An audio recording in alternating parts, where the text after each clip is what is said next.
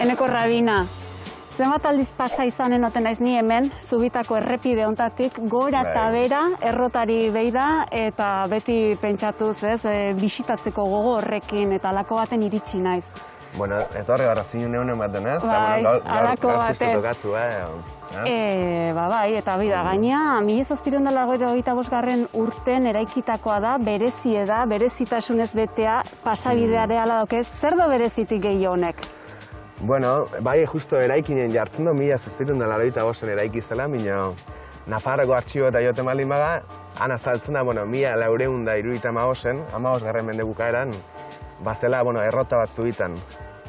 Eta, ez dakigu, justo eraikin horren puska baten edo zera baten izan duzen, edo leku beren izan duzen, edo orduan gara jortan bazela ere bai, errota bat hemen. Buah, pentsa. Bai.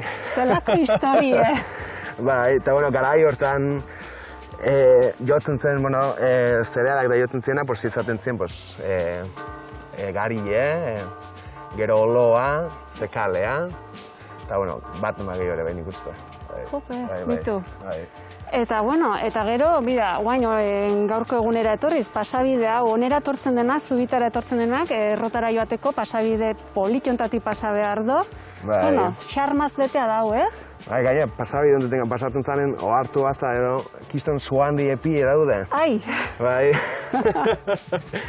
Izaten dira, igual ez dakit baina izkutatu daude, azaltzen dira, eta asko gaina puztana mosturukin. Ai, beldurrik eskapatutakoak izaten dira.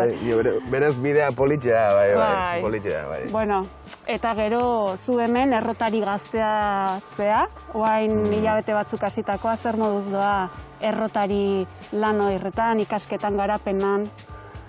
Bueno, bai, zantzun bezala, bai, errotari berri, hasi berrien naiz, ja bi hilabete ditea, minio, justo, edortak errotan maixuk, pixkoteak utzi dit modu batea, triki maiuk eta nondik hasi, eta, berak pixka bultzatu edo, ikusarazi dit, eta, hori kontutan hartuta, egunetik egunea txarraka bidein, ez, eta hortxe, bizitak idatuko indiela, edo gero ere bai, hartua txikitu behar denen, hortxe gabiltza, ikasten egunetik egunea. Kasu honetan gaur egun hartua bakarrik ehotzen duzue, edo garie, o beste zereal batzuta joatezate? Ba ez, gaur egun bakarrik hartua ehotzen da bai. Bertako hartua? Bertako hartua. Ai bai, hemengoa. Bertako hartua esan barra ez da bakarrik bertako hartua ehotzen, Batzutan kanpokoa ekartzen du, segun norberak ekartzen du, eta norberak nahi duen hartua ekartzen aldo bi esateko. Bai, ordu, nik hartua ekarriko banu amezketatik, zuk hemen ehotuko zenidake? Ba, posible da, bai, amezketatik, nahi zen lekutik, bai. Edorta Amurua, hemengo errotari veteranoa eta enekok esan duen bezala errotari maixua. Kontatuko zen eguke pixkat errota hauen funtzionamentue, bi hartuantzako bat, garintzako geldirik, beste hauena?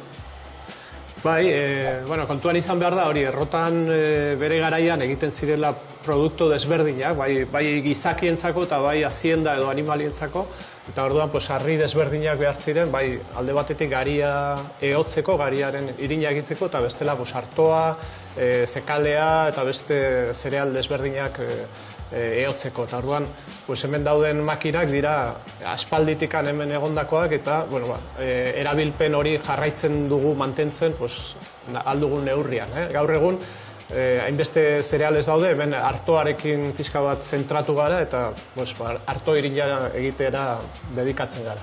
Hartoa aipatuta, harto barietatek ere ibiltzen dituzue, beti bat zeintzuk dira harto barietate hauek?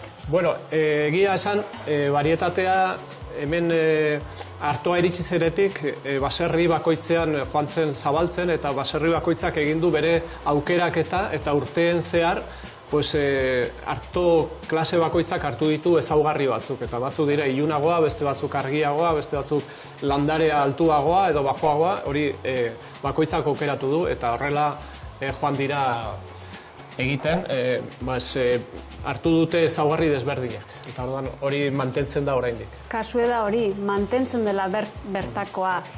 Hau adibidez? Bai, hemen ekarri digute jendeak arto klase desberdinak, saldiaztik edo leitzatik edo behintzatik, herri bakoitzak baditu bere desberdintasunak. Eta hori, prozedura baten ondoren, hemen eotutakoan izango genuke?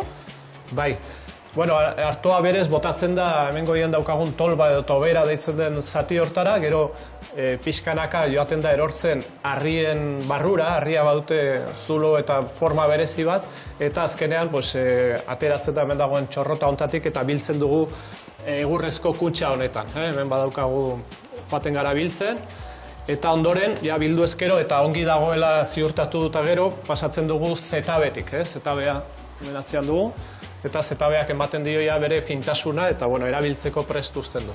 Ganbaran Sabaien museoa.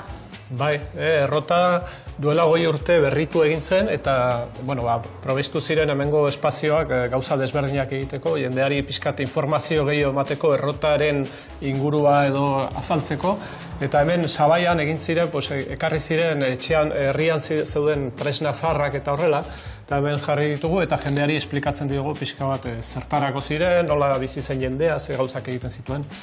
Orduan esan genezake alde batetik daola errotakin lotura dauken nolako tresneria, hemen gero gure historiakin lotutako ere bai, hemen baserri inguruko tresneria.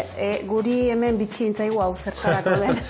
Hemen bada tresna bat, arbia eta beste belarrak eta hola zatitzeko, aziendari edo animalieri bazka edo janaria emateko, baziren tresna desberdinak, hemen ere badire horrelako laban batzuk, eta hauekin lan egiten zen sobranteak eta aprobetxatzeko. Eta honea etortzen den bisitari bateri, historia, erabilera, zuze gehiago kontatzen diozue?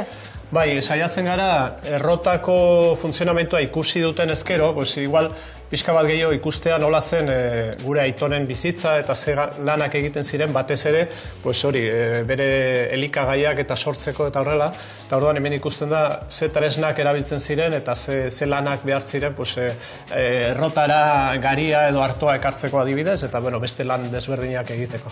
Honen kasun?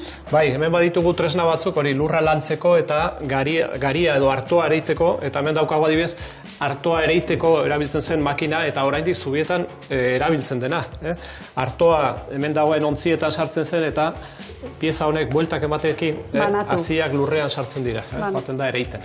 Eta bukatu aurretik, onera bisitan etortzeko, aldez aurretik hartu behar da txanda, tokie, nola dijoa, pixkat hori? Ez da beharrezkoa, orain gaur egun posible da lehenagotik abisatzea eta hori, ongi heldu zaigu, baina normalean jendea etortzen denean guk atenditzen dugu eta beti prest gaude erakusteko eta horrela.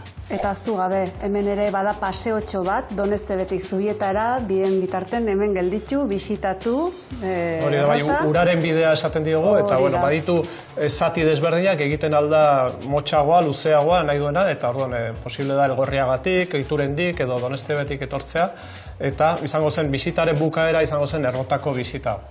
Orduan dena eskura gozatzeko.